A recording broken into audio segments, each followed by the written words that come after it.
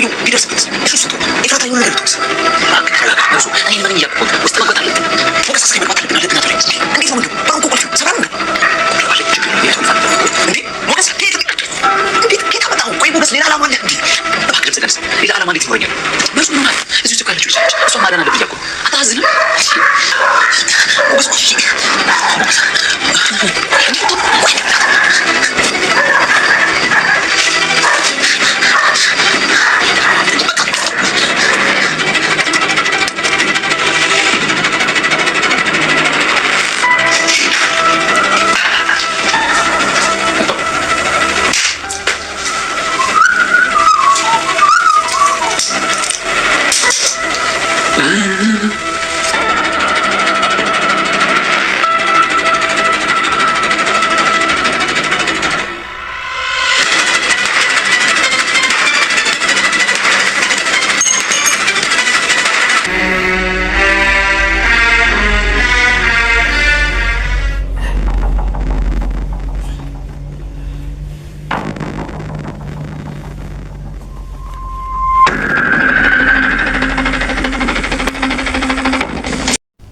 መርዞና ሞገሴ ይህን ሰውዬ አግቶ የሚያሰቃያትን ልጅ ለማግኘት ኤፍራታ ከሰውየው ጋር በገንዘብ ተስማምታ ከሱ ጋር ጊዜ ማሳለፍ ነበረባት። ምክንያቱም ይህን ሰውዬ ለተወሰነ ደቂቃ ከያዘችላቸው ሞገሴ ጋር የሁሉም ክፍሎች ቁልፍ ስላሉ ገብቶ የሚፈልገው መረጃና እዚህ ብቻዋን ስለምትጮህ ልጅ ለማወቅ ይረዳቸዋልና ነው እና ቼኩን ጽፎ ከሰጠው በኋላ እዚህ ግቢ ሊያው እንደማይፈልግና ከዚህ ግቢ ውልቅ ብሎ ድጋሚ እንዳይመጣ ካስጠነቀቀው በኋላ ወደ ኤፍራታ ይሄዳል ማለት ነው።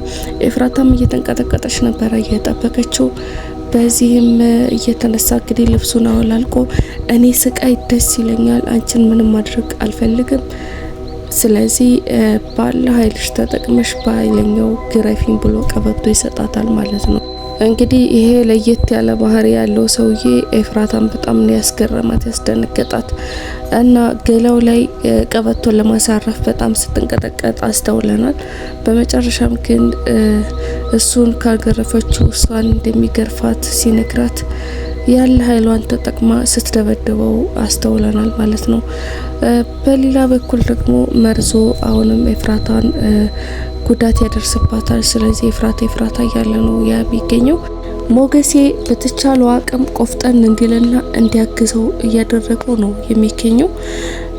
በመቀጠልም እንደምንም ብለው በሩን ከፍተው ከገቡ በኋላ ብዙ ነገሮች ሲፈልጉ ቆይተው ያችን ምስኪን ልጅ አግኝተዋታል ማለት ነው።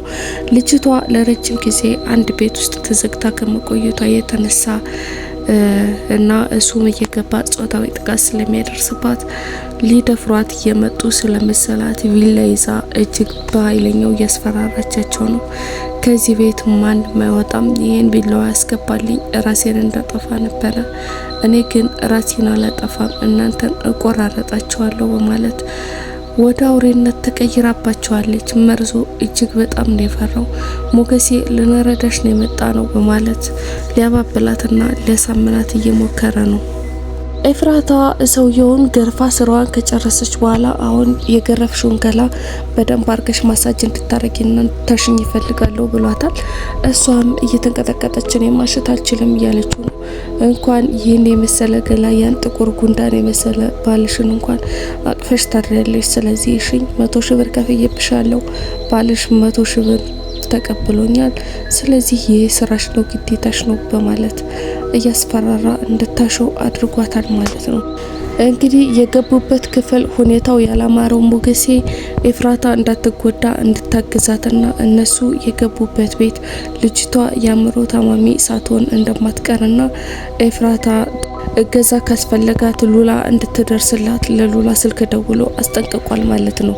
ይህች ምስኪን ታጋች ልጅ እንግዲህ እነ ሞገሴ በገቡላት መሰረት ወጥሽ አምልጪ አሁን አንቺን ልንረዳሽ ነው የመጣ ነው፣ ከዚህ መሄድ ትችያለሽ፣ መሮጥ ትችያለሽ ቢሏትም ስላላመነች ቁልፉን ስጡኝና ብላቸዋለሽ ማለት ነው። ቁልፉን ከሰጧት በኋላ ግን መርዞንና ሞገሴን ከውጭ ቆልፋባቸው ነበር ሄደችው። መርዞ ከፍተኛ መደናገጥ ውስጥ ገብቶ ሞገሴ ላይ የጮህበት ነው የነበረው። ምክንያቱም ለኤፍራታ እንግዲህ መድረስ ነበረበት ማለት ነው። አሁን ኤፍራታ የከዷት ይመስላታል። ስለዚህ ምን ማድረግ አለብኝ? አንተ እዚህ ግቢ እንድንከራይ ለምን አደረግ? ከዚህ ሰውዬ ጋር ያለስ ግንኙነት ምንድነው? እያለ መርዞ ሞገሴ ላይ እየጮህበት ነው። ልጅቷ እንግዲህ እነሱን እላያቸው ላይ ቆልፋ ወደ ኪችን ከገባች በኋላ የሚበላውን የማይበላውን ነገር ሁሉ ለይታ ማወቅ አልቻለችም። ዱቄት ስትቅም አስተውለናል። ቲማቲም በጥሬው ስትቀምጥ አስተውለናል። የምታረገውን ሁሉ አታቅም። በመጨረሻ ግን እነሱን መግደል አለብኝ፣ ህይወቴን ቀምተውኛል፣ ብቻዬን አልሞትም፣ ይዣቸው መሞት አለብኝ፣ ስለዚህ ግዴታ ገብቼ ልገላቸው ይገባል የሚል ውሳኔ ወስናለች ማለት ነው። እነ ሞገሴ ይች ልጅ የቆለፈችባቸውን በር ለመክፈት በሚታገሉበት ሰዓት ይህ ሰውዬ ድምጽ እየተሰማኝ ነው፣ የሚንጓጓ ድምጽ፣ ለምንድን ነው አንቺን የማይሰማሽ እያለ ኤፍራታ ሲጠይቃት ነበረ። ኤፍራታ የሚሰራው ስራ ጠንቅቃ ስለምታውቅ አይሰማኝም ብለዋለች ማለት ነው። እንዴት አይሰማሽም? ጥርጣሬን ከፍ ያደርገዋል። ስለዚህ አሁኑኑ ልብስሽን በቀስታ አውላልቀሽ አልጋ ላይ በሆድሽ ተኝተሽ ጠብቂኝ፣ እኔ መጣሁኝ በማለት ይወጣል ማለት ነው። በዚህ ሰዓት ሉላ ለነ ሞገሴ በፍጥነት እንዲወጡና ይህ ሰውዬ ከመጣ እንደሚገላቸው እየነገረቻቸው ነበረ። መርዞ ከፍተኛ ፍርሃት ውስጥ ነው የወደቀ። ወይኔ ገደለኝ፣ ያለቀልኝ እያለ ነው። በእርግጥ ሞገሴም እንደማይለቀው የሰውየውን ጭካኔ ጠንቅቆ ያውቃል ማለት ነው። ግን ከዚህ ክፍል እንዴት ብሎ እንደሚወጣ ነው ግራ የገባው። በሩን ለመስበር በተደጋጋሚ ሞክረዋል። ይቺ ልጅም ወደ እነሱ ክፍል ለመመለስ እያመነታች ነው ያለችው። ሰገንም እንግዲህ በቀጥታ ወደ እሷ ወዳለችበት ክፍል መሄዱ የማይቀር ነው። ሉላና ኤፍራታ ባሎቻቸው የገቡበት ወጥመድ አልገባቸው ስላለ እዚህ ቤት ለምን መጣን፣ ምንድነው ነገሩ እያሉ በበኩላቸው እየጠየቁ ነው የሚገኙት።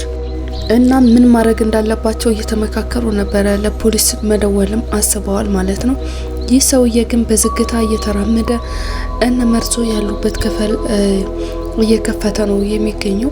እንግዲህ መርዞና ሞገሴ መጀመሪያ ሲመካከሩ ሰውየው ልክ በሩን እንደከፈተ አንተ ግብ ግብ ትገጥመዋለህ፣ እኔ ሩጬ አመልጣለሁ እያለ ነው ማለት ነው። ለራሱ ማምለጫ ንድፈ ሀሳብ ሲነድፍ የነበረው መርዞ እና ይቺ ታማሚ ልጅ ደግሞ በደረሰባት ስቃይ አማካኝነት የምታደርገውን ነገር ሁሉ አታውቅም። ቢላዋን ግን ከእጇ አልነጠለችውም ማለት ነው።